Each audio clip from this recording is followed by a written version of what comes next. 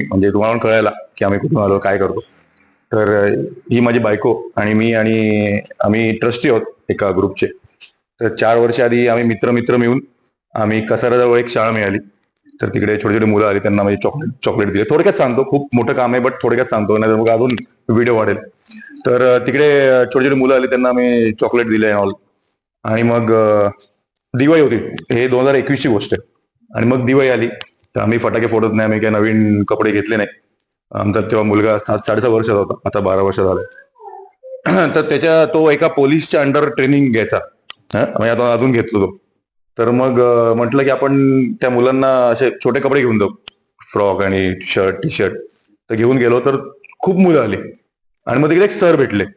तर ते सर बोलले की सर, तुम्ही कपडे दान, अन्नदान चांगली गोष्ट आहे अर्थात, पण ते करू नका.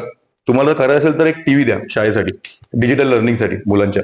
कारण 90% आपण जे बघतो ना आणि ऐकतो ते डायरेक्ट ब्रेन मध्ये जातो, मेंदूमध्ये. मी म्हटलं ठीक आहे. मग 4 मित्र आणि आम्ही दोघांनी मिळून एक 15,000चा टीव्ही दिला. आणि मग कळलं तो आदिवासी पाडा आहे, त्याच्यात 35-40 घरं, त्याच्यामधला पहिला टीव्ही.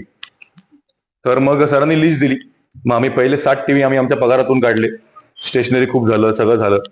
मग 7 टीव्ही नंतर आम्हाला कळलं की जिकडे कोणी जात नाही तिकडे आपण जायचं. कारण रोड साईड कोणी काम करेल, रोड साईड पण जे आतमध्ये असतं. आता तुम्हाला चक्कीचा पाडा माहिती असेल तर अगई केंद्रात चक्कीचा पाडा आहे. तिकडे 5.5 किलोमीटर पायपीट करायला लागतं, नॉर्मल बाईक पण जात नाही. मग तिकडे पण जाऊन टीव्ही दिला आम्ही. दापूर माळ कसारामध्ये तिकडे 7.5 किलोमीटर वन टाइम जावं लागतं. तिकडे पण टीव्ही दिला, कारण त्या मुलांमध्ये क्षमता खूप आहे आपल्या. पण त्यांना डिजिटल लर्निंग, कारण शिक्षक म्हणतात की आम्ही बाहेरून येतो आणि ते सांगून सांगून किती सांगणार, एबीसीडी 1 2 3 मॅथ्स, गणित, सायन्स, मग मुलं कंटाळतात. पण हेच जर तुम्ही टीव्हीच्या रूपात बघितलं तर लगेच कळतं. मग असं करता करता नवीन नवीन लोक जोडत गेले आपल्या ग्रुपमध्ये. आधीच्या कंपनीमधले, पुढच्या कंपनीमधले, इकडे तिकडे खूप छान छान लोक. मग त्यांनी डोनेशन चालू केलं.